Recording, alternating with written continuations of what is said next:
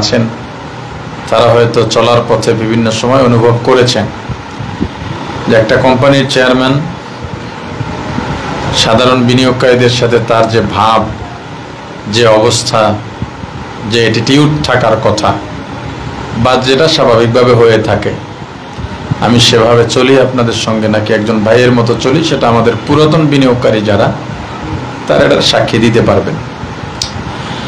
আর একটা কথা হলো, এই কোম্পানির মাধ্যমে যে আয় বাণিজ্য হবে এটা ছাড়া আমার সংসার চলবে না বা আমি চলতে পারবো না, এতটুকু চিন্তা করাটা ভুল হবে। মূলত আমার চলার জন্য এই কোম্পানি করা হয়নি, বৃহত্তর এক স্বার্থ, এক চিন্তা, এক স্বপ্ন নিয়ে এই পথ চলার শুরু। আমি বিশ্বাস করি স্বচ্ছতার সাথে, ইখলাসের সাথে, দ্বীনি উদ্দেশ্যে কোনো হালাল কাজ করলে সেখানে আল্লাহর সরাসরি রহমত এবং মদত থাকবেই, এবং এটা আমি পদে পদে উপলব্ধি করেছি। এমনও সময় গিয়েছে আমাদের কোম্পানির এই অল্প বয়সে বা অল্প সময়ে যে একটা প্রজেক্ট ক্লোজিং হবে, টাকাগুলো সব জমির উপরে আছে, কিন্তু তাদের টাকাটা ফেরত দেওয়া উচিত। টাকা কোত্থেকে আসবে? এই প্রজেক্টের আগে যে আর একটা প্রজেক্ট ক্লোজিং হয়েছিল যেখানে 1 লক্ষ টাকায় 62,000 টাকা লাভ, পাশাপাশি 1 লাখ টাকায় 41,000 টাকার একটা লাভ, পাশাপাশি 1 লাখ টাকায় 22,000 টাকার একটা লাভ ছিল। এই 3টা প্রজেক্ট একসঙ্গে ক্লোজ হয়েছিল আজ থেকে 6 বা 7 মাস আগে। তখন প্রায় 12 থেকে 14 কোটি টাকা আমাদের ফেরত দিতে হয়েছিল। আপনারা অবাক হবেন, আজকে বলি, আমি লাইভে অনেক মানুষ আছেন দেশ বিদেশ থেকে, তাদেরকেও বলি। আজকে আমাদের অনেকে গুরুত্বপূর্ণ বক্তব্য দিয়েছেন, যারা লাইভে আছেন আপনাদেরকে পুরো বক্তব্যগুলো টেকনিক্যাল সমস্যার কারণে আমরা শেয়ার করতে পারিনি বলে দুঃখ প্রকাশ করছি। 2 দিন আগ পর্যন্ত আমাদের কাছে 30 লাখ টাকাও ছিল না। আমাদের ম্যানেজার, বর্তমান যে ম্যানেজার আছে আমাদের কোম্পানির, শিহাব সজীব, আমাকে বলতেছে, স্যার আপনার তো কোনো চিন্তার ছাপ দেখি না, এতগুলো টাকা কেমনি কি করবেন, কোথায় কি হবে? আব্বা ফোন দিতেছেন বারবার, কি করছো, কি হবে? আম্মার ঘুম নাই, মানে আশেপাশে ঘরে বাইরে বন্ধু বান্ধব শুভাকাঙ্ক্ষী সবার অবস্থা, যারা মোটামুটি বিষয়টা জানে। কিন্তু কেন যেন আমার ভিতরে, বিশ্বাস করেন, সামান্য এক জাররাও চিন্তা আসে নাই। ম্যানেজার যখন বলছে যে স্যার কি করবেন, 2 দিন সময় আছে, আমি বলছি আল্লাহর উপরে তাওয়াক্কুল, টেনশন করো না, একটা ব্যবস্থা হয়ে যাবে। বিশ্বাস করেন, পরের দিন একসঙ্গে আমাদের অর্ধেক বিনিয়োগকারীর টাকা ফেরত দেওয়ার টাকা একসাথে এসে গেছে। দ্বিতীয় দিনে পুরাটা এসে গেছে। এর পরের দিনে আবার যা আসে তা দিয়ে আমরা আরেকটা প্রজেক্ট দাঁড় করাইছি, ওই যে 300 এগ্রো ফার্ম। আমার আত্মবিশ্বাসটা এখন এতটাই বেড়েছে, আত্মবিশ্বাস বাড়ার কারণে যে খেই হারাবো, সারা দুনিয়া নিয়ে দৌড় দেব, এতটাও আবার আবেগ তাড়িত হয়ে মানে বেখবর থাকছি না। হুঁশ রেখে নিজের সক্ষমতার ভিতরে কাজ করার চেষ্টা করছি। তো আলহামদুলিল্লাহ, এই পথে বা এই দিকে আসার কারণ, লেখাপড়ার জীবনে আমি এই লালনটা করতাম। মাদ্রাসা তো আমার থাকবেই, তবে প্রভাবের জায়গায় সবসময় যেই লেখাপড়াটা করতাম, আমার একটা অভ্যাস আছে, আমি যদি কোনো রিক্সায় উঠি, রিক্সাওয়ালার সাথে সারা পথে কথা বলি। ভাই আপনার বাড়ি কোথায়, ছেলে মেয়ে কয়জন, লেখাপড়া কি, ভাই বোন কয়জন, মা বাবা কি করে, আয় বাণিজ্য কেমন, ছেলেরা মেয়েরা লেখাপড়া কেমনে করে, খরচ কেমনে চালান, এই ইত্যাদি। আমি একটা দোকানে গিয়ে বসছি, দোকানের পুঁজি কত, বেচা কিনা কেমন, লাভ কেমন হয়, বাকি কেমন থাকে, মানে এরকম একটা অভ্যাস আমার আছে। আবার কোনো একটা জায়গায় গেলে এই বিল্ডিংটা কেমন হলো, ইটগুলো কেমন, ডিজাইনটা কেমন, রংটা কেমন, কেমন খরচ হতে পারে, এই সমস্ত চিন্তা ভাবনা আমি সবসময় এটা মাথায় থাকে, অটোমেটিক থাকে। তো লেখাপড়ার জীবন থেকে এই একটা চিন্তা করতাম, কোনো পড়া সামনে এলে ওটাকে অটোমেটিক মুখস্থ করে ফেলতাম। ওই পড়াটা আমি লিখতাম। আমি বাংলা লাইনে লেখাপড়া একদম মানে গণ্ড মূর্খ বলতে পারেন। লেখাপড়ার মানে আপনার মানে ক্লাসের যে লেখাপড়াটা আর কি, এই ব্যাপারে আমি 1-2 পড়েছি, 3 বছর মিজান কওমিতেই পড়েছি বাংলা। তা মিজানের বছর যারা মাদ্রাসা আছেন জানেন যে অন্য লেখাপড়ার কতদূর মন দেওয়া যাবে। প্রথম পরীক্ষা দিয়ে দ্বিতীয় পরীক্ষার আগে মিজানের পরীক্ষার চাপ, বাস বাংলা টাংলা ওখানেই শেষ। কিন্তু এই যে পড়াগুলো মুখস্থ করতাম আর লেখতাম, এই জন্যে বাংলা বলেন, ইংরেজি বলেন, অন্য যা বলেন যতটুকু আয়ত্তে এসছে, তখন থেকে যে কোনো পড়ালেখার ব্যাপারে কৌতূহল ছিল খুব। কাফিয়া যিনি লিখেছেন, নাহবিমির যিনি লিখেছেন, হেদায়াতুন্নাহ যিনি লিখেছেন, ওনার জীবনীটা কি, এত সুন্দর কিতাব, এত কঠিন কিতাব, এত কায়দা কানুনগুলো এইভাবে বিন্যস্ত করে সাজিয়েছেন, আমাদের জন্য এত সহজ করে দিয়েছেন, এই লোকটা কে? এইভাবে জানার জন্য একটা আগ্রহ তৈরি হতো। তা আমি লক্ষ্য করে দেখলাম আমাদের এইসব মনীষী যারা ছিলেন, হয়তো 2-4 জন বাদ থাকতে পারে যাদের জীবনী আমি পড়েছি, প্রত্যেকের জীবনে কোনো না কোনো ব্যবসা ছিল। এটার থেকে নিজে ওই সময় চিন্তা করলাম, আমাদের সময়টা, আমি ফারেগ হয়েছি 2005-06, ওই হিসাব করতে গেলে এখন মানে 16-17 বছর বা বেশি হয়ে গেছে। তো এরপরও ওই সময়টা, ফারাগাতের আগের আরো সময়টা তো আরো বেশি, মনে করেন মিজান না হবেন সেটা প্রায় 25-30 বছর আগের কথা। ওই সময়টায় কোনো মাদ্রাসার থেকে ফারেগ হওয়া আলেম ব্যবসা করবে, দোকান দেবে বা কিছু করবে, এটা মানুষ নিন্দার চোখে দেখত। কিন্তু আমি মনীষীদের ইতিহাস পড়ার ভিতরে যেটা দেখেছি সেটা হলো ওলামায়ে কেরাম পৃথিবীতে, শুধু ওলামায়ে কেরাম, মুমিন, এরা প্রভাবের জায়গায় থাকবে। আল্লাহ কোরআনে ওয়াদা দিয়েছেন নেতৃত্ব মুমিনের হাতে থাকবে, সম্মান মুমিনের হাতে থাকবে। মুমিন সম্মান বন্টন করবে আল্লাহর পক্ষ থেকে। কিভাবে, কাকে সম্মান দিতে হবে, কাকে দিতে হবে না, এই বিষয়টা মানুষকে নির্দেশনা দেবে ওলামায়ে কেরাম। ক্ষমতা ওলামায়ে কেরামের হাতে থাকবে। কিন্তু দেখলাম একজন ইমাম সাহেব, নির্ভেজাল মানুষ, একজন ফাসেক সভাপতি, এর চেয়ে বড় কিছু বললাম না, ফাসেক সভাপতি, উনি দাঁড়ায় তাকে ইমাম সাহেব সালাম দেবে, এজন্যে এগুলো আমার খুব আত্মমর্যাদায় লাগতো।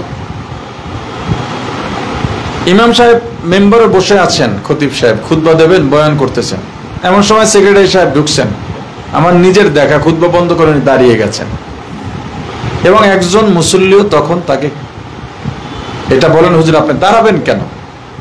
বরং আরো 2-4 জন বলে ফাঁক দাও, জায়গা দাও, জায়গা দাও, সামনে আসতে হবে। সেক্রেটারি উনি সোজা ইমামের পেছনে দাঁড়ান। ইমামের যদি কোনো কারণে ওযু ছুটে যায়, পিছনে একজন টান দিলে উনি তো সেজদায় সবাই রাইখা মেহরাবের দরজা দিয়ে পালাতে হবে। কিন্তু ইমাম সাহেব এটা করেন। এটা আমাদের ওই সময় ছিল, এমন না, এটা এখনো আছে।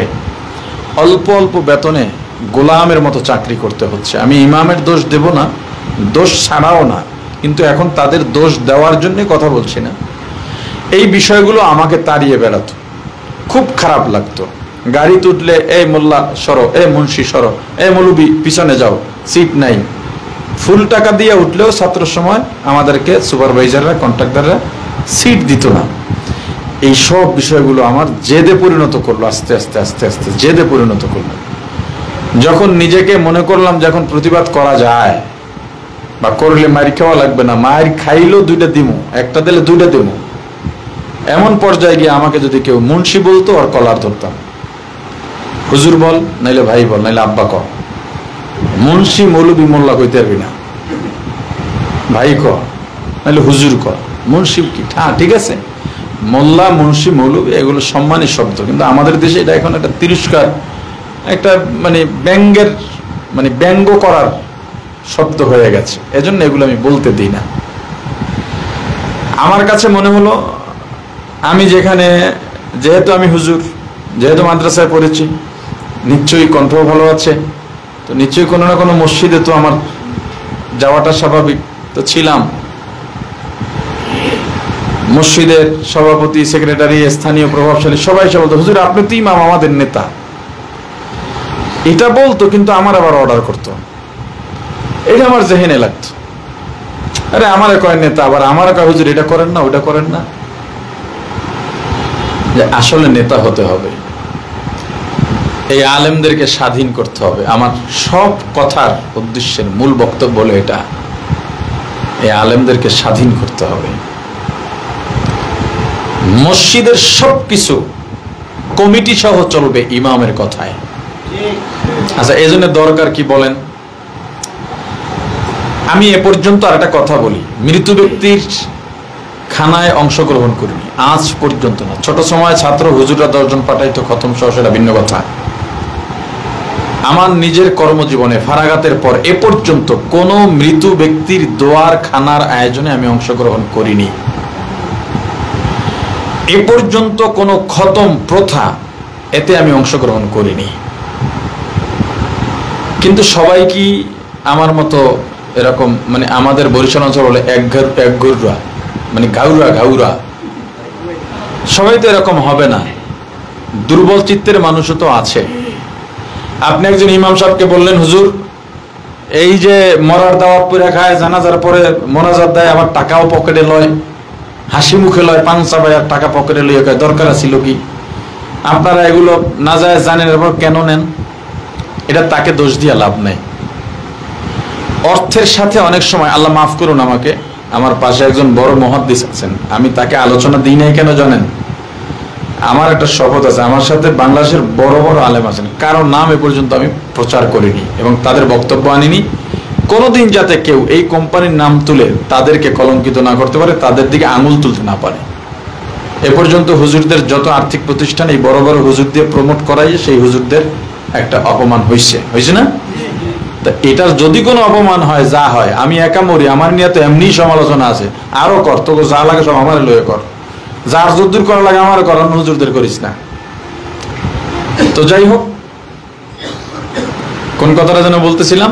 এখন আপনার, আল্লাহ মাফ করুন, আমি হিসাব করে দেখলাম, আমার কথাটা যদি ভুল হয় তাহলে আমি শুধরাই নেব। যে অনেক সময় টাকার সঙ্গেও ইমান মজবুতির একটা ব্যাপার জড়ায়া যায়। এটা কিভাবে? আসসালামু আলাইকুম, মার্কাজে আসি, আসেন, বা মার্কাজের নাম্বারে ফোন দেন, আমি একটু কথা বলতেছি মাইকে। আচ্ছা, সেটা হলো, ইমামকে বেতন দেওয়া হচ্ছে 5,000 টাকা বা 7,000 টাকা বা 10,000 টাকা। এই 10,000 টাকা এই জমানায় কি হয়? ওনার একটা পিছু টান আছে। উনি চিন্তা করেন, একটা মিলাদ পড়ে একটা দাওয়াতে গিয়া, মরার দাওয়াত খাইয়া 200 টাকা পাইলে 3 কেজি চাউল কেনা যাবে। ওনাকে আপনি 30,000 টাকা বেতন দেন, 30,000 টাকা বেতন দেন, তখন ওই সত্যর সাথে দাঁড়ায় বলবে এগুলো জায়েজ নাই। কিন্তু এটা বলতে পারতেছে না। আমাদের এই সমাজে সবার বেতন বাড়ে, ইমাম মুয়াজ্জিনের বেতন তো বাড়েই না, বরং গোলামের মতো তাদেরকে ব্যবহার করা হচ্ছে। এজন্য আমি প্রায় মাহফিলে বলি, কমপক্ষে 20,000 টাকা বেতন না দিলে ইমাম সাহেবরা চাকরি ছেড়ে দেন। সভাপতি নামাজ পড়াবে, সেক্রেটারি আজান দেবে, ক্যাশিয়ার খাদেমগিরি করবে, আর একামত দেবে। শুধু আমরা যদি একটু এই ব্যাপারে ঐক্যবদ্ধ হতে পারি, আমরা হতে পারি, দেখবেন অনেকটা সংশোধন হওয়া শুরু করছে, রিকভার হওয়া শুরু করছে। আমি মাঝে মাঝে একটা কথা বলি যে আমি কোম্পানি করছি, আমি ইমামদেরকে মসজিদ থেকে নামায়া ফেলতে চাই, হুজুরদেরকে মসজিদ থেকে নামায়া ফেলতে চাই। অর্থাৎ মসজিদ যেন, কমিটি যেন হুজুরদেরকে আর গোলাম মনে না করতে পারে। হুজুর স্বনির্ভর হবে, কমিটি এসে পাহাদার হুজুর আপনি 5 টাকা নামাজ আমার করে পড়ায় দেন। তখন হুজুর বলবে আমি যেমনে বলবো এমনি, পারলে নেন, নাইলে যাবো না। ডরের ছোট কইবে হয় আপনি আন, যেমনে কোন এমনি, আপনি জুতা আমরা ঠিক করে দেব। আমাদের এই দুর্বলতার পেছনে আর্থিক একটা বড় কারণ। দেখেন এই যে মাদ্রাসাগুলো, আমার এই মার্কাজুত তাকওয়া বা আমার বাড়ির মাদ্রাসা, কোনো কালেকশন করি না, আমার নিজের থেকে দিই। বলার মতো তেমন কোনো ওজিফা তাদেরকে দিতে পারতেছি না। নিজে কত দেবো? এখানে শিক্ষক 10 জন, 5 টাকা করে দিলেও 50 টাকা, তারা পাইতেছে 5, অনেক কম। 5টা টাকা অনেক কম, কিন্তু আমি একার কাঁধে যখন 10 জনেরটা পড়ে, তখন তো 50 টাকা বড় একটা অঙ্ক হয়ে যায়। এই জায়গাটা রিকভারি করার চেষ্টা করতেছি। সহযোগী হিসেবে পেয়েছি আপনাদেরকে। এই কোম্পানি আমারও না, আমার বাপেরও না, এটা আপনাদের। এবং যাতে কোনো শকুনের নজরে পড়লেও আমরা বিপদে না পড়ি, এজন্য আইনিভাবে রাষ্ট্রীয়ভাবে যে নিয়মকানুন আছে, ভ্যাট, ট্যাক্স, রিটার্ন, সরকারি অথরিটি পূর্ণ অডিট, কোম্পানি দিয়ে অডিট করাইয়া সবকিছু আমরা আপডেট রাখার চেষ্টা করতেছি। সবকিছুর ভাউচারগুলো আমরা ওইভাবে রাখতেছি যাতে আমাদেরকে আমাদের ঘুষ দিয়া কাগজপত্র ওকে করাবার কায়দা না করতে হয়। সবই সলিড। দেখেন আপনি কেউ যদি দাবিও করেন আমি আপনাকে টাকা দেবো কেন, আমার এত টাকা বিনিয়োগ, এই যারা বিনিয়োগ করছে এই তাদের ফোনে ফোন দিয়ে দেখেন, তাদের নাম্বার আছে, সবকিছু আছে। ব্যাংক স্টেটমেন্ট দেখেন, দেখেন মেলে কিনা, টাকাগুলো কোথায় খরচ করছি, আমার এই যে জমি কিনছি এই যে দেখেন দলিল, এতগুলো গরু কিনছি এই যে দেখেন রসিদ, ওই গরু গিয়া দেখেন ফার্মে আছে। এইভাবে সবকিছুর একটা বিন্যস্ত আপডেট হিসাব সব আমাদের কাছে আছে। এখন আপনারা যারা বিনিয়োগ করলেন, লাভ লস সবাই তো লাভের কথা বললেন, এ পর্যন্ত লাভও পাইছেন, সবাই খুব আনন্দের সাথে বলেন আমার ভক্ত এই পৃথিবীতে আর বড় ভক্ত আমার নাই, আপনার মতো ভক্ত লাভ পাইয়া। আল্লাহ না করে একদিন লস হইলে তখন আপনিই কইবেন যে সব শেষ। আপনাদের এই মানসিকতা থাকতে হবে, ব্যবসা যেহেতু লাভও হতে পারে লোকসান হতে পারে, এটা মনে রাখবেন। তবে হালাল ব্যবসায় লাভ হোক আর লস হোক দুইটাতেই রহমত আছে, দুইটাতেই বরকত আছে। আপনাদের দেখার বিষয় আমার দ্বারা কোনো তসরুফ হয় কিনা, খেয়ানত হয় কিনা। আরে ভাই এগ্রো ফার্মে আপনি মনে করেন আল্লাহ না করুন হতেই পারে 50টা গরু আছে, কথার কথা ফার্মে এমন একটা রোগ হয়েছে 3 দিনে 50টা গরু মরে গেছে, যাইতে পারে না? তাহলে আমি কি লাভে না লসে? 1 বছর আম হইছে, এমন একটা ঝড় আসছে, মাঝে মাঝে হয় না আম টাম সব নষ্ট হয়ে যায়, সব ঝরে গেল, আমি লাভে না লসে? এই লসের ভাগটা আপনাদের নিতে হবে না? এখন আপনি শুধু লাভ শোনেন আর টাকা দেবেন, এক সময় শুনবেন লস হয়েছে, তখন করবেন না আর দেওয়া যাবে না, কার লস হয়, তাহলে আপনি হালালের উদ্দেশ্যে বের হন নাই। আপনার ভিতরে সুদি সুদি একটা ভাব আছে, কারণ আপনি শুধু লাভ খোঁজেন, তার মানে আমাদের লস হবে। আশা করি আমরা ওইভাবে আমরা সতর্ক কদম ফেলতেছি, পা ফেলতেছি, আমরা যে প্রজেক্টগুলোতে হাত দিতেছি আশা করি আমরা প্রত্যেকটা প্রজেক্টেই লাভবানই থাকবো, সতর্ক আছি এবং আপনাদের পরামর্শ নিয়েই আমরা কাজ করি। আমাদের পুরাতন সদস্য যারা আছে, জটিল কোনো বিষয় হলে আমরা গ্রুপে বলি এই বিষয়টার ব্যাপারে কারো মতামত থাকলে আমাদেরকে দেন। কি পুরান সদস্য যারা আছেন এরকম দিই কিনা আমরা? আচ্ছা, এর কারণ হলো মানুষ যে যত সাধারণই হোক না কেন, অনেক সময় অনেকের মাথায় এমন কিছু পরামর্শ থাকে যার মধ্যে আল্লাহ রহমত ঢেলে দেন। আমাদের প্রত্যেক প্রজেক্টের আলাদা গ্রুপ থাকে, সবাই জানেন যারা পুরাতন আছেন, আজকে বা এই 2-1 দিনে যারা বিনিয়োগ করছেন এরা ছাড়া সবাই জানে। ওই গ্রুপে আমরা নির্দেশনাগুলো দিয়ে থাকি। আমাদের এখানে একজনে কমেন্ট করেছিলেন যে আজকের প্রোগ্রামের ব্যাপারে জানলাম না কেন। উনি যদি বিনিয়োগকারী হইয়া থাকেন তাহলে উনি গ্রুপের মেসেজ দেখেন না। একাধিকবার গ্রুপে মেসেজ দেওয়া হয়েছে না, প্রোগ্রামের ব্যাপারে দাওয়াত দেওয়া হয়েছে, সবকিছু বলা হয়েছে, বারবার বলা হয়েছে, আমি ভিডিও দিয়েছি, বক্তব্য দিয়েছি, বারবার এগুলো করা হয়েছে। এই মাইকটা কি হইলো?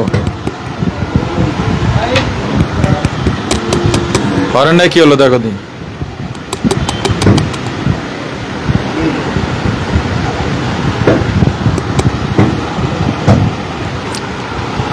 সমস্যা কি? হ্যাঁ ঠিক আছে। আচ্ছা, আর একটা কথা আমাদেরকে অনেকে প্রশ্ন করেন, আজকে বলি, অনেক কথাই পাবলিকলি বলা হয় না, বা আমাদের কুয়াকাটায় যে মিলন মেলা হয় ওসব জায়গায় বক্তব্য লম্বা করা হয় না, ওখানে তো আলাদা একটা বিনোদন থাকে, হালাল বিনোদন, অনেক কাজ থাকে।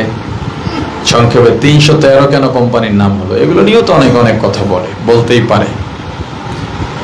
আমার ব্যাপারে একটা কথা বলি আপনাদেরকে, আমি যদি অন্যায়কারী না হই, আমি যদি অপরাধী না হই, এই সারা পৃথিবীর মানুষও যদি আমার সমালোচনা করে, রাস্তায় বেরোলে যে থুতু মারে, বিশ্বাস করেন, ইয়াকিন রাখেন আমার এই কথাটার উপরে, আমার সামান্যতম চিন্তাও মাথায় থাকে না। আমার ভয়, টেনশন, ঘুম নষ্ট হবে, কিছুই হয় না। আমি তো এটা না, তারা বলতেছে বলুন, কিন্তু আমি যদি অপরাধ করেই ফেলি তাতে আপনার সমালোচনা করা লাগবে না, আমি নিজেই দুর্বল হয়ে পড়ে থাকি আমার অপরাধের কাছে। ঠিক আছে? তো সমালোচনা তো বহু মানুষ বহুভাবে করবে, করতে থাকুক না। সমালোচনা এটা মানুষ সফলতার দিকে এগিয়ে যাওয়ার জন্য বড় একটা আর্ট। আমার মজা লাগে ওইটা, যখন আমার ব্যাপার কেউ সমালোচনা করে যে এত টাকা মেরে দেবে, আমি তখন হাসি। যখন টাকাটা ফেরত দিই, ওই যেই লোকটাই বলছিল মেরে দেবে, ওই লোকটাকে তখন খুব দেখতে মন চায়, তার চেহারাটা কেমন, এখন তার কেমন লাগে। যখন প্রথম ঘোষণা দিলাম সবাই বলল খাইয়া ফেলাইবে, নিয়ে ভেগে যাইব। আচ্ছা কোথায় ভেগে যাব বলেন তো?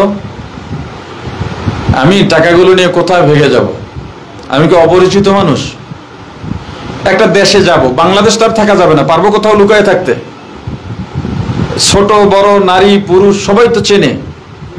বিদেশে যাব, কি আমি কি যে ইংরেজদের সাথে থাকবো, আরাবিয়ানদের সাথে থাকতে পারবো? কাদের সাথে থাকা লাগবে? বাংলাদেশিদের সাথেই থাকা লাগবে। তা বাংলাদেশি 10 জন হইলে 2 জনও কি আমার চেনবে না? তা আমার কি লুকায় থাকা সম্ভব? গেল একটা। আচ্ছা, আমি যে যাব, কয় হাজার কোটি টাকা নিয়ে বাইরে যাওয়া যায় বলেন তো? যেভাবে টাকা পাচার হয় এই দেশে, ওই সিস্টেম তো আমি জানিই না, আর ওই সিস্টেম আমার যাওয়াও সম্ভব না। যাওয়ার আগে আমার সরকারি আটকে দিব। আমার হয়তো বড় পাওয়ারফুল কেউ হতে হবে, মন্ত্রী এমপি বা এই সেই, বা রাষ্ট্র ক্ষমতায় যারা থাকে তাদের কাছের কেউ হতে হবে, তবে হয়তো চেষ্টা করলে হবে, জানি না আমি। আচ্ছা, এরপর কয় টাকা নিয়ে যেতে পারবো? মনে করেন আমি নিয়ে সব কাছেরই হইলাম 1000 কোটি টাকা, 2000, 5000। আল্লাহ আমাকে যে সম্মানের জায়গাটা দিয়ে, এই যে আপনাদের ভালোবাসা, আমাকে হুজুর বলছিলেন যে আপনি আলেম হওয়ার কারণে এখানে সাধারণ ইমাম মুয়াজ্জিন অনেক দিন বসে টাকা জমায়, তারাই আপনার কাছে দেয় আস্থার কারণে, জীবনের সম্বল এইটা। এই যে ভালোবাসাটা, এইটার দাম কত হবে? ওই 1000 কোটির থেকে কম, 5000 কোটির থেকে কম? তাহলে আমি 1000 কোটি টাকা মাইরিয়া খাইয়া আমি পাবোটা কি বলেন? আমার হাজার হাজার কোটি টাকার এই সম্মান আর ভালোবাসা, আমি 1000 কোটি টাকা 500 কোটি টাকার কাছে উপকাত হয়ে যাব? এগুলো হলো একটা ফাও কথা, দমাইয়া দেওয়ার কথা। মানে কিছু মানুষ চাইতেছে আমি যেন ফল করি। আপনারা কত শুভাকাঙ্ক্ষী তারা, দেখেন, তারা আশায় আছে কোন সময় ফল্ট হবে, তখন তারা একটু মজা করবে। মানে এই যে এত শত শত বিনিয়োগকারী কষ্ট পাবে তাতে, এর জন্য দোয়া করে না, তাদের যেহেতু তারা মজা করবে একটু, এই জন্য যেন আমি ফল্টে পড়ি, আর এই হাজার হাজার বিনিয়োগকারী যেন টাকা মারি খায়। এরকম শুভাকাঙ্ক্ষীও তো আছে দেশে, তারা চাইতেছে আমরা যেন একটু ফল্টে পড়ে যাই। আচ্ছা, এরপরে যখন আমরা প্রথম প্রজেক্টে লাভ ঘোষণা করলাম, ঘোষণা করে চেক দিছিলাম সবাইকে, তখন কোনো চেক দিছে টাকা পাবে না। মানে একটা গল্প আছে, এক বড় লোক আর এক গরিব প্রতিবেশী। বড় লোকের ছেলে লেখাপড়া করতে দিছে, গরিবের ছেলের মাদ্রাসায় লেখাপড়া করতে দিছে। বড় লোক আসলে একটু হিংসুক, তো এখন পাশের থেকে একজনে ওই বাসার ওই গরিব যে আসে এর পোলারও তো মাদ্রাসায় দিস, কয়দিন পড়াইব, আমার টাকা আছে আমি পড়াইতে পারবো।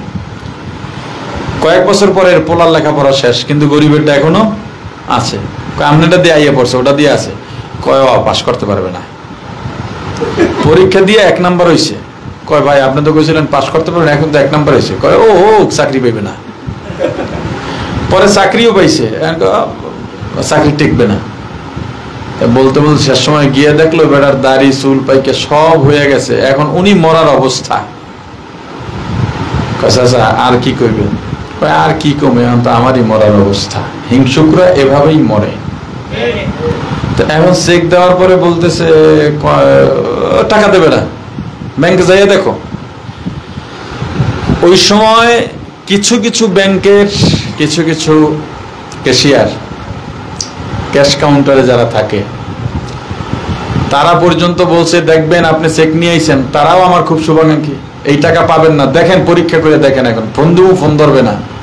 ঘটনাক্রমে ঠিকই ফোন রিসিভ হইতেছ না। আমি তো ফজর করে ঘুমাইছি, উঠছি 12টার সময়, সারা রাত কোম্পানির কাজ করে ফজর করে ঘুমাইছি, অথবা মাহফিলে গেছি, মাহফিল থেকে আসতে আসতে ফজর হয়েছে, ফজর করে ঘুমাইছি। ফোন তো সাইলেন্ট করে রাইখে দিছি। বিনিয়োগকারীর কাছে টাকা উঠাইতে ফোন তো রিসিভ হইতেছে না। দেখছেন বলছি না, এগুলো সব বাটপার, এই টাকা টাকা দেবে না। আমি ওইটা দেখি 10-12টা ফোন আর হোয়াটসঅ্যাপে মেসেজ। জাগোদারে কইতেছে, এরা কিন্তু অবিশ্বাস করতেছে না। এরা কইতেছে না আমরা হুজুরে ফোন ধরে না, দরকার আগামীকাল কেমন, মানে হেরা হেগো জায়গায় ঠিক আছে, ও এরে ভুল বুঝাবার চেষ্টা করতেছে। আমি বললাম ঠিক আছে এখন জানটা করে, তো ফোন আমার কাছে গিয়ে কয় এখন ফোন দেন। কয় না না উঠে দেন। ফোন ধরছি, কয় হুজুর টাকা নিতে আসছে। আমি অ্যাকাউন্টে টাকা আছে? বলে হ্যাঁ। আমি তো তাহলে ওই বিনিয়োগকারী তো আমার বইলে ফেলাইছে, আমাকে ক্যাশ কাউন্টার থেকে এটা বলতেছে।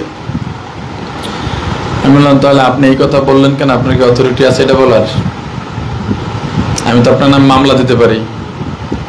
মাফটাফ চাই এটা, যাক টাকা উঠাইলো। কয়া প্রথম সবাই দেখায় এরকম। এখন চিন্তা করলাম কিছু রিভিউ দরকার। আগে তো আমরা রিভিউ নিছি, তো এখন কিছু রিভিউ নিতেছি। আর রিভিউ দেখে সব নিজেগুলো রেডি করা লোক, এখন চিন্তা করলাম না, রেডি করা লোক, এমন কিছু লোক দরকার আমাদের কোম্পানিতে, প্রচুর সদস্য, অন্তত 50% সদস্য আছে যার সাথে জীবনে আমার দেখা হয় নাই, শুধু আমাকে ভালোবাসে, আস্থা আছে, কেউ প্রবাসী, কেউ দূরে, জীবনে দেখা হয় নাই। এই লোকগুলোকে নক দেওয়া শুরু করলাম, দেখা হয় না ভাই, একটু আসেন, একটা রিভিউ দিয়ে যাবে। এই যখন রিভিউ দেওয়া শুরু করলো যে আমার এই 3 বছর হুজুরের সাথে দেখা হয় নাই, আগেও হয় নাই, বিশ্বাসে টাকা দিস, টাকা ফেরত পাইছি, এইটা দেওয়ার পরে একটু জোকের মুখে চুন পড়ছে, নুন পড়ছে, একটু থামছে। এরপর তো 313 কোম্পানি একটু মানে প্রচারণা অফ, কারণ প্রজেক্টের কাজ চলতেছে, নতুন প্রজেক্ট না হইলে তার আমরা প্রচারণা করি না। আবার প্রচারণা শুরু করছি, এখন আবার শুরু করছে, এই টাকায় টান পড়ছে, এইবার ফাইনাল কিছু হবে। এখন দেখতেছে এবারের প্রজেক্টে সবাই টাকা পাইতেছে।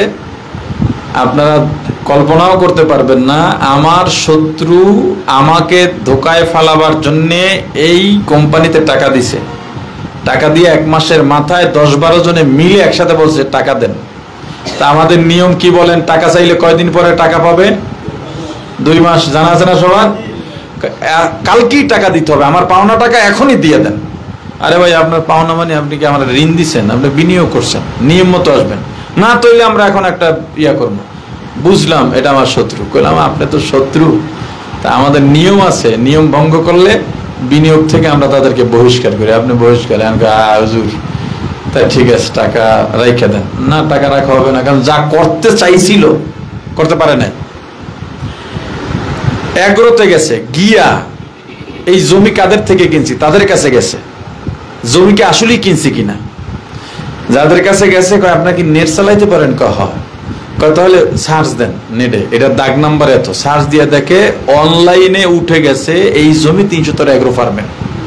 আস্তে চুপ করে কতটা তারা যাচাই করছে, কিন্তু টাকা দেওয়ার জন্য না। যারা টাকা দেয় বিনিয়োগ করে তারা এত যাচাই করে না, চিন্তাও করে না। আলহামদুলিল্লাহ, আপনাদের এই ভালোবাসা, আপনাদের আস্থা আমাকে আরো দায়িত্ব বাড়ায় দিছে। দোয়া করবেন এই কোম্পানিতে 1 পয়সাও যেন কারো আমার অজান্ত তসরুফ না হয়, আমার জানা সত্ত্বে হবে না, এটা আপনি নিশ্চিত থাকেন।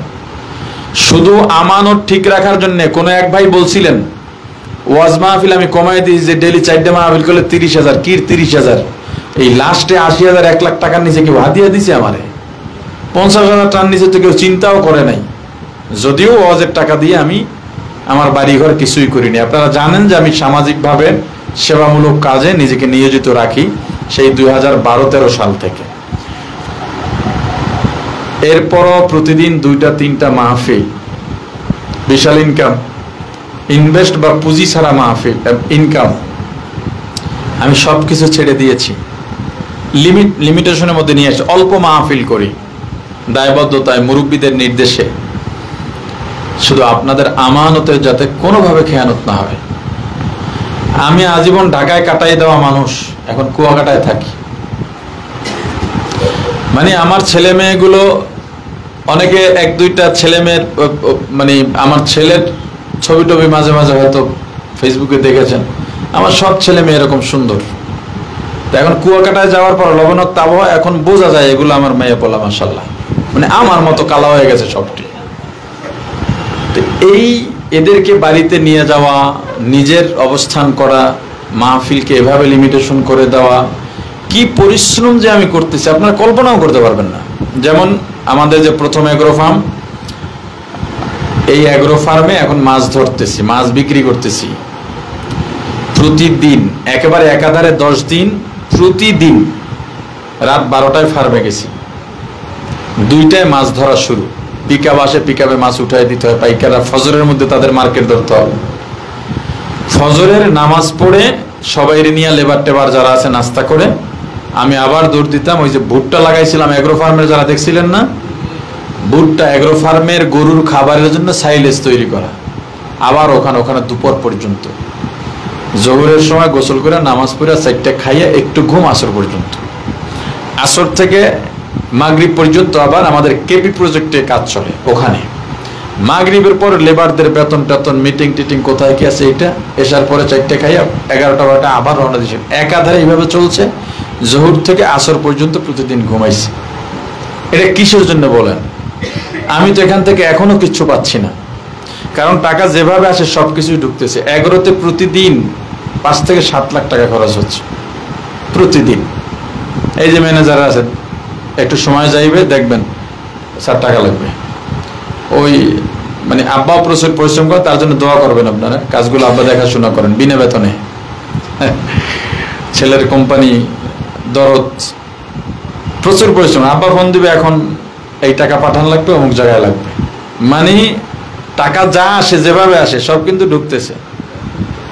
311 ফার্মের সদস্যরা হয়তো 1 সপ্তাহ 10 দিন বা আগামী মাসের শুরুতেই কিছু টাকা পাবে, আলহামদুলিল্লাহ বলেন।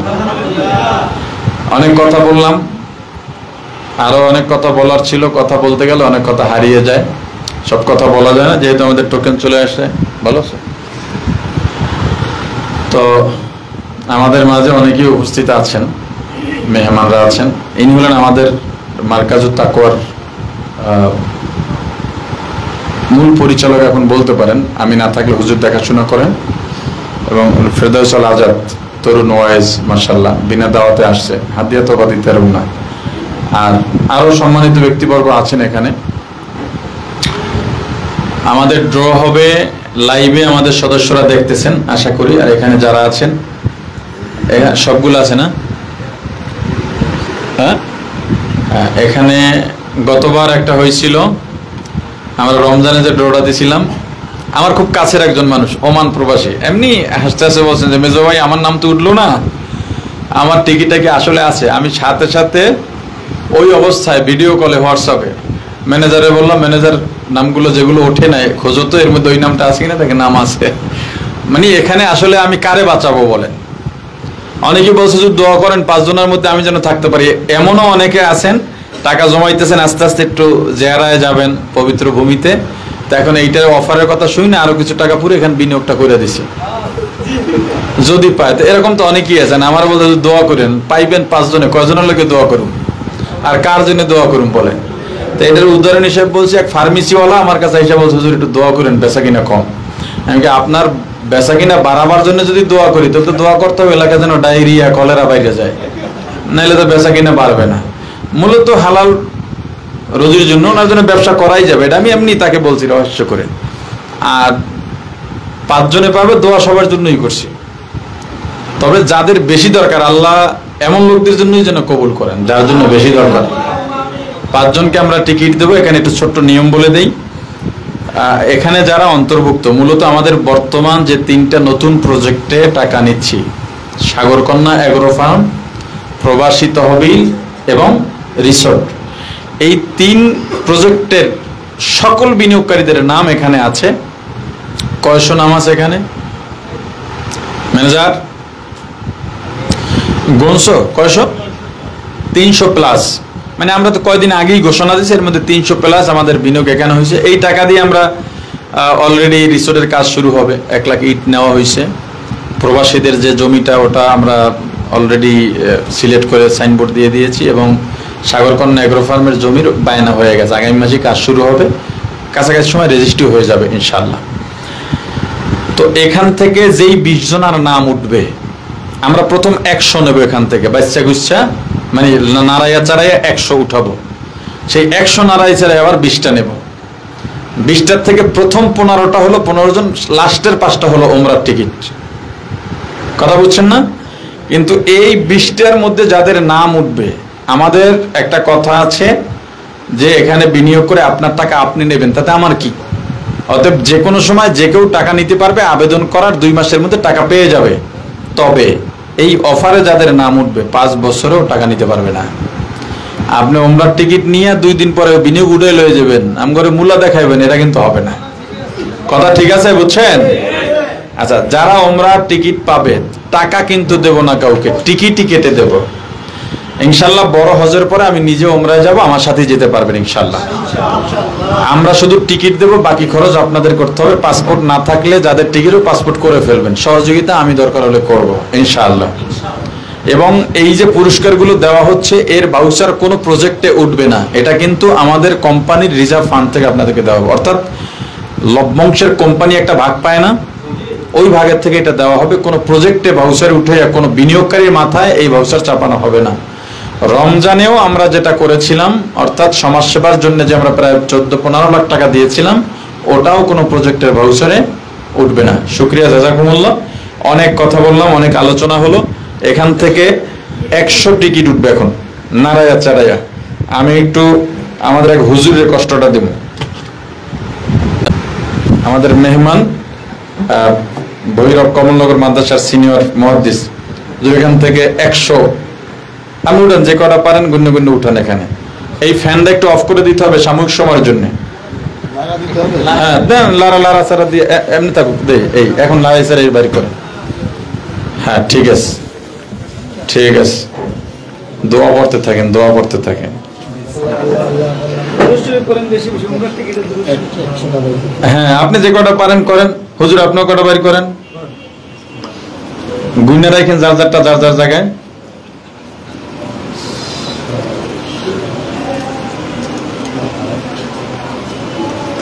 আমিও কিছু বাড়ি করি। 1 2 3 4 5 6 7 8 9 10 11 12 13 14 15 16 17 18 19 20 21 22 23 24 25 26। আমি আর 4টে নিই। 27 28 30 30। এখানে 30টা। হুজুরের কয়টা? 30 30 60। ভাই আপনার কয়টা?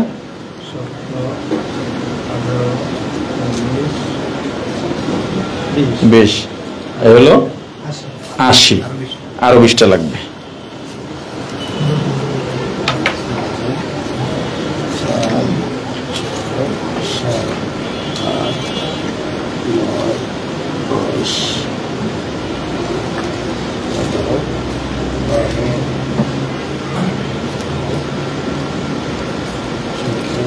পনেরো। আর 5টা।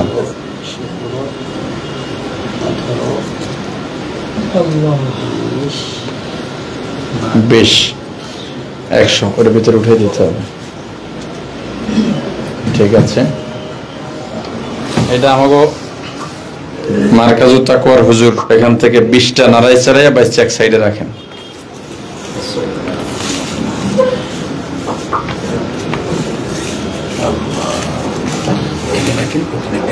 এখানে 20টা দেন।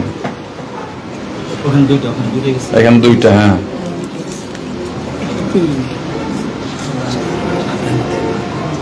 পাঁচ।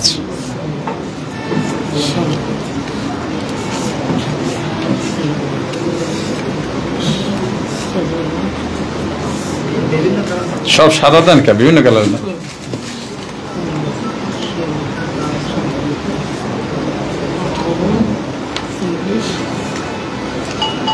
এটা এই বক্সে ঢুকে ফেলো।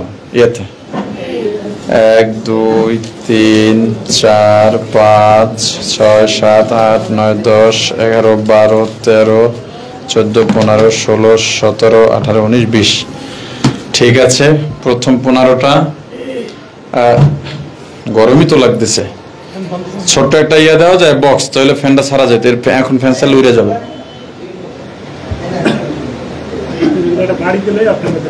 হ্যাঁ একটা পার্টি মতো।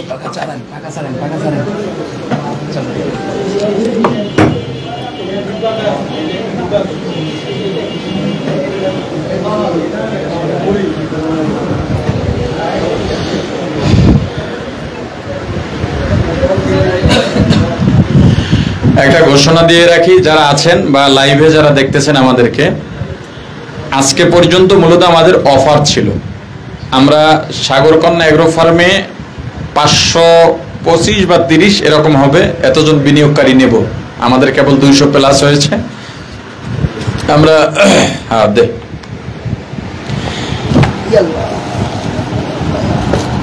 এই মাসের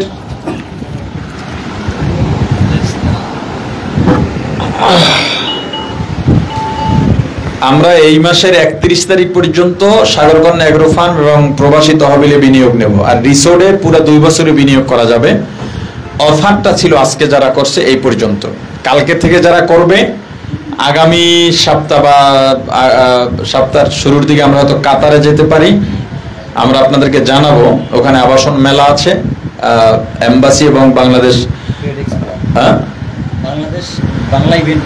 বাংলা ইভেন্ট ইন্টারন্যাশনাল এবং এম্বাসির যৌথ কাতার এম্বাসির যৌথ আয়োজনে কাতারে একটা আবাসন মেলা হবে। সেখানে 313 কোম্পানি পার্টিসিপেট করতেছে। যদি ওইটা হয় তাহলে নতুন করে কালকে আগামীকাল থেকে 31 তারিখ পর্যন্ত যারা বিনিয়োগ করবে তাদের জন্য কোনো একটা অফার থাকতে পারে। আজকে পর্যন্ত যারা করছে তাদের জন্য এই অফার, এখানের এরা আর সামনের অফারে যাবে না। কালকে থেকে যারা আবার বিনিয়োগ করবে তাদের জন্য অফার আসতেও পারে, নাও আসতে পারে। 31 তারিখ পর্যন্ত বিনিয়োগ করা যাবে। আবার একটু গুণে দেখি, 1 2 3 4 5 6 7 8 9 10 11 12 13 14 15 16 17 18 19 20। বিসমিল্লাহির রহমানির রহিম। ফেরদৌস একটা উড়িয়ে দাও আমার দ্বারা, প্রথম 15টা। হ্যাঁ দাও, আমি নাম পড়ি। বিসমিল্লাহির রহমানির রহিম। এই 15 জন, 5 জন তো উমরার টিকিট পাবে, বাকি 15 জন আমাদের লিবাস শোরুম বিনিয়োগকারী সবাই চেনেন। লিবাস থেকে 5,000 টাকার কেনাকাটা করতে পারবেন। 15 জনে 5,000 টাকার পছন্দ মতো কেনাকাটা করতে পারবেন। আমাদের লিবাসের সব প্রোডাক্টই ফিক্সড প্রাইস, তবে শুধু আজকের জন্য আপনাদের জন্য 5% কমিশন রেখেছি আমরা। 5% কমিশনে আপনারা লিবাস থেকে 5,000 টাকার কেনাকাটা করতে পারবেন, এই 15 জন। বিসমিল্লাহ। 5,000 টাকার প্রথম জন ফয়সাল ভুইয়া, না এটাই হাতে রেখে দেবে। ফয়সাল ভুইয়া, মালয়েশিয়ান প্রবাসী, লাস্টের নাম্বার 8467।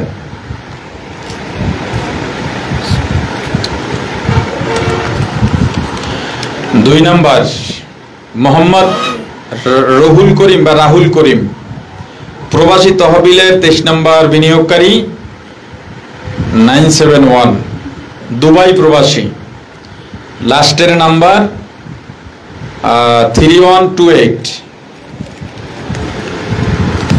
3 নম্বর ইকরামুল হাসান, সাগরকন্যা এগ্রো ফার্মের 231 নম্বর সদস্য। এই বিনিয়োগটা মনে হয় আজকে আসছে সন্ধ্যার আগে আগে।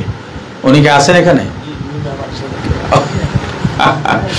একেবারে বলতে গেলে সর্বশেষ বিনিয়োগ আমাদের এই হুজুরের ছেলে ইকরামুল হাসান সাগরকন্যা এগ্রো ফার্মে বিনিয়োগ করছেন, 231 নম্বর সদস্য, লাস্টের নাম্বার 8989। মাশাআল্লাহ, আপনাকে স্বাগত। এখানে যারা পাবে না মন খারাপের কিন্তু কিছু নেই, এটা একটা আনন্দ উপলক্ষে, আর কিছুই না। 4 নম্বরে মোহাম্মদ মাইনুদ্দিন, সাগরকন্যা এগ্রো ফার্মের 168 নম্বর সদস্য, সৌদি প্রবাসী, লাস্টের নাম্বার 6572। 5 নাম্বার ঠিক আছে তো? 5 নম্বর আলমগীর মিয়া, সাগরকন্যা এগ্রো ফার্মের 133 নম্বর সদস্য, সৌদি প্রবাসী, লাস্টের নাম্বার 2941। 6 নম্বর মোহাম্মদ আল আমিন, রিসোর্টের বিনিয়োগকারী, সিরিয়াল নাম্বার 45, লাস্টের নাম্বার মোবাইল নাম্বার 5129। এখানে আছে? এখানে কেউ থাকলে হাত উঠেন। 7 নম্বর মিতু আক্তার, সাগরকন্যা এগ্রো ফার্মের 197 নং বিনিয়োগকারী, লাস্টের নাম্বার 1294। এটা কি 8 নম্বর না 9?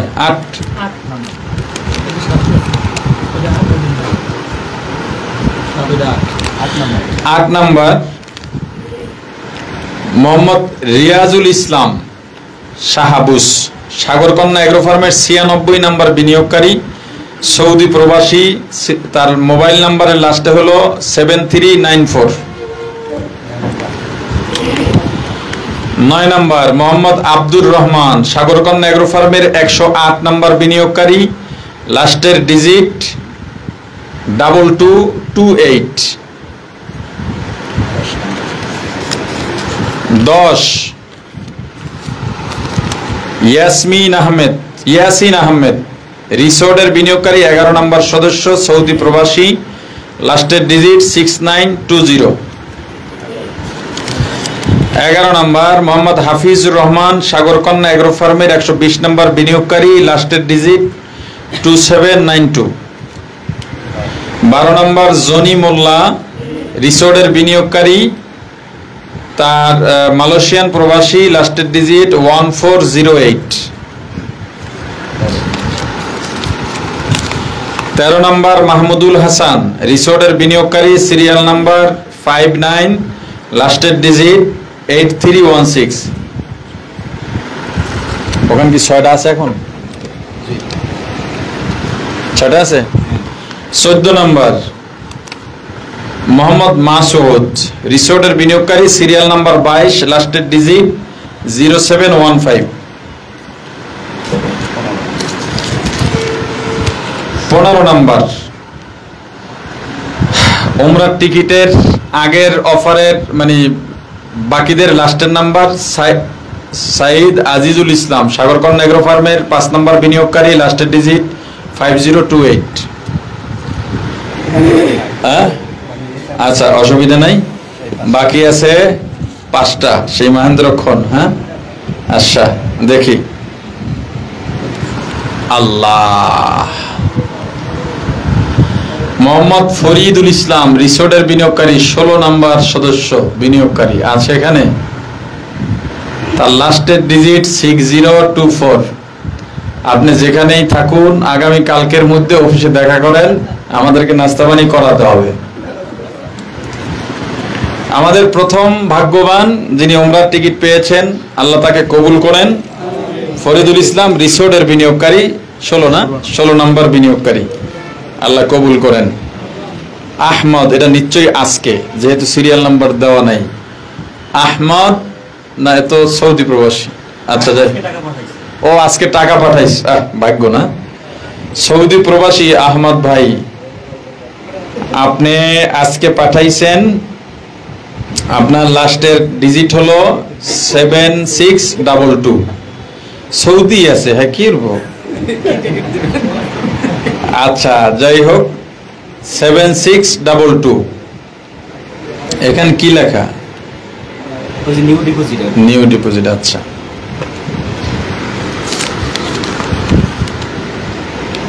আলহাজ প্রামাণিক, সাগরকন্যা এগ্রো ফার্মের 167 নম্বর বিনিয়োগকারী, লাস্টের ডিজিট 0400 আছে এখানে।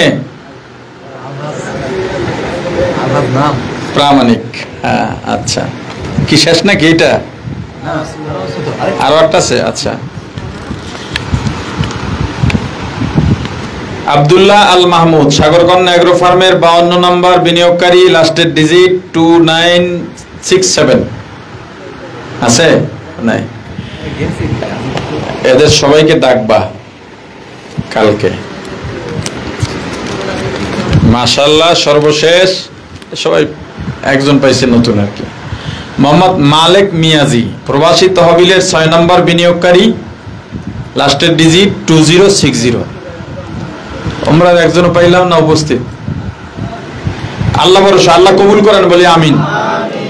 যারা যেই উপহার পেয়েছে এখান থেকে আল্লাহ সবাইকে কবুল করেন, এবং এই কোম্পানি এভাবেই আনন্দ উল্লাস হালালের মধ্যে থেকে, শরীয়তের গণ্ডির মধ্যে থেকে আমাদেরকে এভাবে আনন্দে মিলেমিশে সবাইকে মৃত্যু পর্যন্ত ঈমানের সাথে চলার তৌফিক দান করেন। আলহামদুলিল্লাহ। এখন আপনাদের কারো কাগজ বাকি থাকলে বা আজকে যারা বিনিয়োগ করছেন আমাদের অফিস থেকে নিয়ে নিতে পারবেন, আর আপনাদের আপ্যায়নের ব্যবস্থা আছে। আপনারা আপ্যায়ন শেষেই যাবেন। তো গরমও লাগতেছে প্রচুর, দোয়া করবেন, এতটুকুই। মজলিসের শেষের দোয়া পরেই শেষ করে দিচ্ছি, আলাদাভাবে দোয়া করছি না। সুবহান, সবাই পড়ি একসাথে, সুবহানাল্লাহি ওয়া বিহামদিহি, সুবহানাকাল্লাহুম্মা ওয়া বিহামদিকা, আশহাদু আন লা ইলাহা ইল্লা আনতা, আস্তাগফিরুকা ওয়া আতুবু ইলাইক। আল্লাহ তাআলা আমাদের সবাইকে কবুল করেন। আমার কথায় চলায় আপনারা বিভিন্ন সময় বিনিয়োগ করতে আসেন, হয়তো অনেকের সাথে ব্যস্ততার কারণে অনেক সময় দিতে পারি না, কথা বলতে হয়তো অনেক সময় ভুলও হতে পারে, বা মনে কোনো কারণে কষ্ট পেতে পারেন আমার অজান্তে, ক্ষমা সুন্দর দৃষ্টিতে রাখবেন। আর বেশি বেশি দোয়া চাই। চরমনাইয়ের মরহুমুজুর রহমতুল্লাহ আলাইহি, সৈয়দ ফজলুল করিম রহমতুল্লাহ সবসময় বলতেন যে আমি তো পুলসিরাতের উপরে আছি, আমার জন্য বেশি দোয়া দরকার। তা আমি তো আর হুজুরের পর্যায়ের কেউ না, কিন্তু আমার পর্যায়ে আমি এটা পুলসিরাতের উপরে আছি। এজন্য আমার জন্য আপনাদের বেশি বেশি দোয়া করা দরকার। আপনাদের আমানত যেন আমার মাধ্যমে কোনোভাবেই তসরুফ খেয়ানত না হয়। আল্লাহ তাআলা যেন সব বিপদ আপদ থেকে আমাদেরকে হেফাজত করে এই হালাল এই প্রথাটাকে বা এই ব্যবসাকে আমরা যেন আগায় নিয়ে যেতে পারি। এবং আলেমদের যে প্রভাবের জায়গাটা, আলেমরা প্রভাবের জায়গা তৈরি করতে পারলেই সমাজের নেতৃত্ব দিতে পারবে। আলেমরা সমাজের নেতৃত্বে এলে তবেই সমাজের সব অসঙ্গতি দূর হবে ইনশাআল্লাহ। আল্লাহ তাআলা আমাদের তৌফিক দান করেন। আসসালামু আলাইকুম ওয়া রাহমাতুল্লাহ। আমরা সবাই বসে থাকবো, যার যার হাতে দেওয়া হবে ইনশাআল্লাহ। সবাই বসে থাকবো ইনশাআল্লাহ। ঠিক আছে। গজল টজল কেউ